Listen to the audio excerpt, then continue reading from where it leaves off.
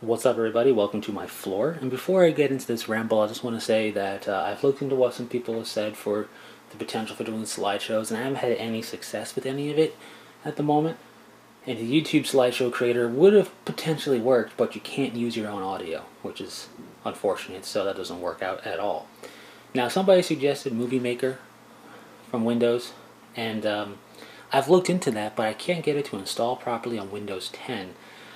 I would have to imagine there's a way to get it to install properly on Windows 10, and as long as that way isn't too convoluted and crazy and requiring a virtual PC and stuff like that, um, please let me know about it if you know a way to get Windows Movie Maker to install properly and run on a Windows 10 machine. If you know anything about that, link me to the website or whatever, or feel free to post how to do it, either in a private message or in the comment section, because that seems to be the most fruitful way for me to get back to slideshow capability. So I just wanted to put that out there and do a little update that way. With that said, let's talk about a tackle box, which is what you're looking at now, and my floor, obviously.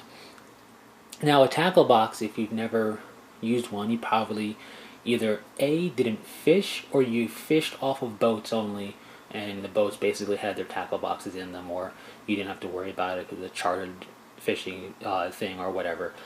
But tackle boxes are for fishing, and it's basically like a mini toolbox for fishing. It holds hooks, sinkers, bobbers, lures. It'll hold extra line. It'll hold virtually almost anything you need to keep yourself up and running fishing at a lake, stream, dock, boat, whatever. It's a portable fishing toolbox, basically.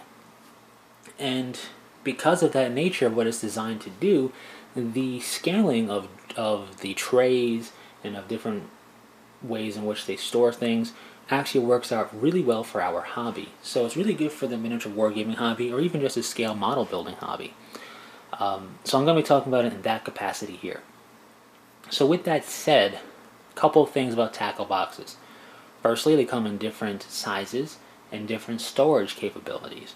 Obviously, the bigger ones tend to hold more, but they'll do it in different ways. What you're looking at here is a 3-tray fold-out system with a bare bottom part of the tackle box where the paints are stored.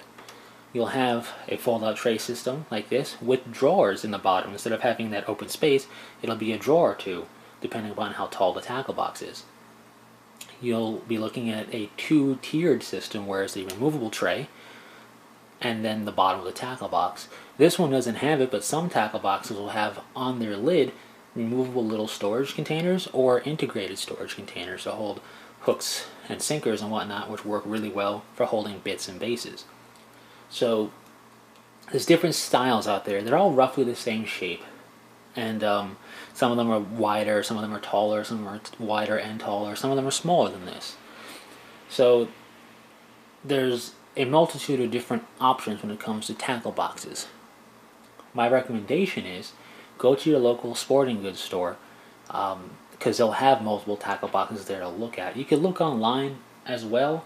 You might be able to find better deals online, and that's always good. But at the same time, I recommend just purchasing it in person. They're not that expensive. I imagine you might be able to find better deals. You might not be able to because of that fact. And when you're there in person, you can definitely get a sense of the scale of the tackle box and how the storage systems work in it. If you want to store paint standing up, for example, a drawer system may not work for you. The drawers may not be tall enough. So it's good to be able to see that in person. However you purchase it, you want to be careful because they sell empty tackle boxes, which is what you want to buy, and then they sell combo tackle boxes, which are full of tackle, which you don't want to buy unless you are fishing and you think those are a good deal to put into your fishing tackle box or whatever. So that's just some things to keep in mind when purchasing a tackle box. Recommendations: bigger is better in a degree. Meaning if you have the money, if it's within your budgeting limits for your tackle box, and you have one that's larger than the other, and you're debating between the two, go with the larger one to a degree. If you're a shorter person and the larger one is just too cumbersome for you to carry, then no. You want to get it where it's comfortable to move around and pick up and carry. But if both are comfortable, I recommend going with a bigger tackle box if you can afford it, because you can grow into it if it if you think, wow, this is too big for what I have now, you'll quickly see how wrong that is in the future as you just accumulate more stuff. So bigger is better because you can grow into it versus getting one that's too small and you can't make full use of it with what you got. You know, if you're only able to put a few stuff into it and you realize I'm out of space already, that's not good. Now I mentioned budgeting, and you definitely want to put this, in my opinion, now this is completely an ancillary, quote unquote, luxury idea, if you will, for the miniature wargaming hobby, but I highly recommend putting a tackle box within your miniature wargaming startup budget or within your wargaming allowance budget for the month or the whatever that you might have for yourself. This would mean not getting a kit that month or not getting some paints or just getting one paint instead of getting a bunch of paints. But I recommend getting a tackle box because it's a quality of life improvement for doing the hobby, and it is to your hobby supplies like an army transport is for your army. It's really good that way. So with that said, a tackle box basically gives us three things. It's not the only thing out there that we can make use of for these three things, but it's the easiest, I feel, to just get and use. It's got portability. It's designed with that from the get-go. It's designed to be a portable fishing toolbox, basically. So it's designed to be portable. It's semi-secure enough for our hobby supplies. You know, I don't expect you to go throwing it around or just dropping stuff on it. But if it gets nudged here and there, or, you know, something happens and it's closed and locked up, your stuff isn't going to leak out of it necessarily unless something catastrophic happens inside when something happens. And it's going to be secure enough that you don't have to worry about damaging the contents inside unless you do something hard enough to damage the tackle box. And the third thing is it's organized, semi-organized, or as I say, organized enough. In this case, I put paints on the bottom. I have weathering powders on one of the fold-out trays. I have a hobby knife on one of the fold-out trays, and I have a pin vise drill on the top one, some bases. And I'm really not even making use of this properly. I have plenty of stuff I could put in here. I just haven't.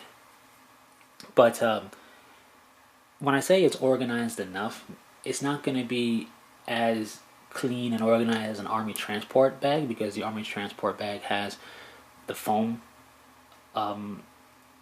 trays you take out, which really hold things snugly, securely, and organized, and not really going to bounce around or do anything. Not the case here, but it's organized enough. Even though some of my paints and decal setting solutions and whatnot are on their sides or fallen over, I know where they are. That's where all the paints go. And that's going to come down to the system you want to implement in your tackle box, but it'll be organized enough. And that means when you open it, you'll have an easy enough time at least getting to the area that holds what you're looking for, and then from there is only a matter of finding it. So those three things, semi-organization, semi-secure, and completely portable, work really well in our hobby. Even if you have a dedicated painting station, my recommendation is to work out of the tackle box, meaning whatever you're collecting, put everything you need for whatever you're working on in the tackle box.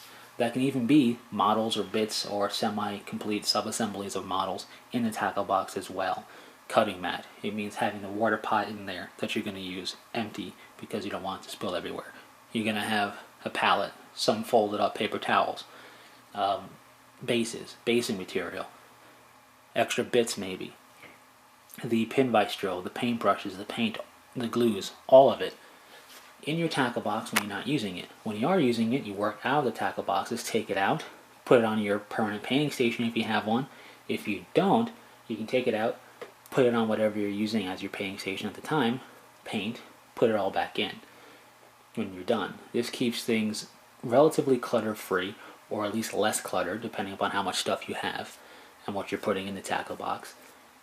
And it means it's also organized enough that you're not going to go, where did I put that paint again? It's going to be in your tackle box. And it's portable, so you can go ahead and paint wherever you have the space to paint if you don't have a painting station. Or you can go and do painting sessions at a buddy's house or at a gaming store if they allow it. And all you have to do is take the stuff you're working on and take your tackle box, and you're good to go. Clearly, on bigger things like Titans or Colossals or big vehicles, It won't be able to hold perhaps the entire model. It might be able to hold some small assemblies in there, but still, it has a great use in that fact of being basically a mobile hobby station hub.